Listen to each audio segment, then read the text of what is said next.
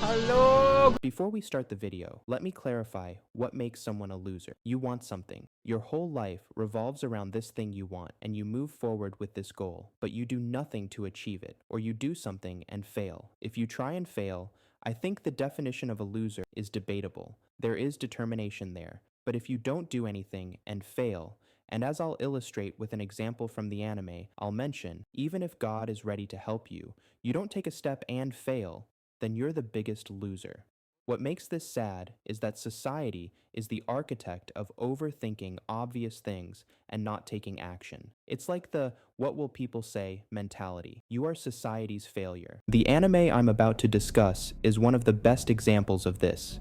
This will be a critique in episodes because, despite having a regular storyline that progresses along a certain line, this anime has a storytelling style that makes it seem otherwise. The main character has no name, so I'll refer to them as MC. At the end of each episode, the MC goes back in time, but the characters are aware of what happened before and constantly open another page to change what is happening, and this page is also linked to the same conditions. MC fails again, so another page is opened to overcome this condition, but the previous page is not deleted. The first episode is straightforward with no hidden meaning. The characters are simply introduced to us as they are. Hugashi is the god of love, while Ozu is a loser, despised by those around him, but who has gained popularity. MC is also a loser, but has high potential and, unlike Ozu, has low visibility or recognition. MC wants to live that exciting university life where he can make a difference and overcome his insecure personality. Akashi is the woman who noticed him and respected him, the turning point in his life. Indeed, she is the only person who can make his dream of university life come true. We see that the god of love wants to bring MC and Akashi together, and we get excited thinking that the story will tell of the ups and downs of their relationship, but that's not how it turns out. On the contrary, like a hot and cold game, they approach and distance themselves without any hint of romance, and nothing happens between them. Even though they are both ready for something to happen between them, there are no obstacles between them. Hugashi says that if the MC doesn't end up with Akashi, he'll pair Akashi with Ozu, and we think we'll see a love triangle creating conflict between them. But even Ozu wants the MC to be with Akashi. All the odds are in his favor. He, however, overthinks this obvious truth and runs away. He doesn't take any opportunity. He takes refuge in the idea that Ozu ruined his life, but Ozu isn't the worst thing that happened to him. He was the only step he couldn't avoid in every scenario to progress towards freeing him from his anxiety. He was his chance. We're in episode 2, we've gone back in time, and the same events will repeat themselves. I can't really talk about episode 2 without getting a notice from YouTube, so I'll skip it. It's just a filler episode introducing us to the character Jogasaki, and this character is another gooner. He has an inflatable doll girlfriend. The episode ends with the setup for the MC to confess his love to Akashi, and of course, our MC doesn't take any steps towards that. We're in episode 3, and MC has decided to go to the gym. He's on his way to becoming the #1 cyclist, but he's still pretty far from that goal. Because he's still a loser. His expensive bike, bought with the sweat of his labor, is stolen by a gang, and what do you think our character does? Nothing. At least he shows the determination to race again with his old bike, and what do you think happens? Nothing. His lack of strength on the bike leads him to be recruited by the glider team, thinking he might succeed in gliding, and in the end, what does our character, who can achieve something by doing nothing, do? He builds muscle. This catches Akashi's interest though, and then what do you think happens? Nothing. Rewind. In episode 4, Hugashi finally gets involved to bring about change. He brings up the idea of a proxy battle and chooses MC as his proxy. On the other side, Jogasaki chooses Ozu as his proxy. The two play rock, paper, scissors, and Hugashi loses. So does our MC. The war is over. Hugashi rejoices as if a weight has been lifted off his shoulders, and we understand what this means in episode 5. In episode 5, we see that the attempt to create this cycle has been abandoned. Hugashi is unresponsive, as is Ozu. Akashi is absent from the episode. The MC joins a cult and tries to sell miracles to people. Throughout the episode, there is no cyclical event that brings him closer to Akashi. On the contrary, Akashi is not even mentioned. In fact, the MC begins to like another woman who radiates light, whose face we cannot see, but in this woman's eyes, our MC is nobody. and there is no communication or interaction between them. With a comical appearance lasting a second, her story ends there. Later, at a cult meeting intended as therapy, where everyone tries to relax by voicing their secrets, we see that the anxiety this environment creates in him prevents him from pouring his heart out or doing anything to reveal himself. Of course, he escapes with Ozu under the pretext of the chaos caused by an absurd incident. In the final minutes of the episode, we see MC back at home and Akashi.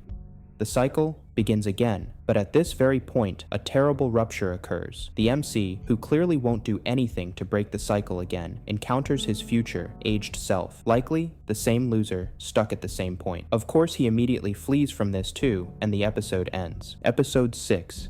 First of all, this episode was hilarious, full of anguish and shit.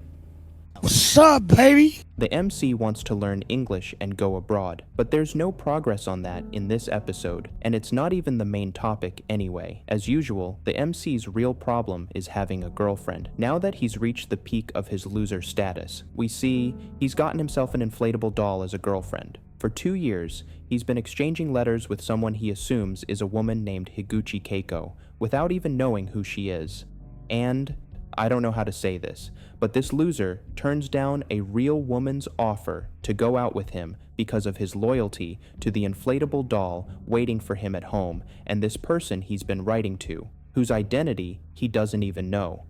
Like, what the Luckily, he realizes his mistake later and somehow catches up with Jugasaki, enters a drinking contest, and wins. This time, he heads home with Hanuki, an incredible U-turn. Johnny starts to get excited, you know, his Johnny. I mean, even I got excited thinking he'd finally succeed, but this loser, again, did his thing. As if he were a monk, he fought for his sacred virginity, boasting about his pride, and turned down this opportunity too. Even though he's horny enough to fall in love with a toy, he wants to ask God for another chance and go back to an hour ago, so he can make up for his mistake this time. We're in episode 7, and guess what the MC is doing? He freaking choose this over a human. Again, he went back in time to do this. Alright, at least take a stand against this toy. Confess your love. The person he's been writing to wants to meet him, and he's not even going to meet them.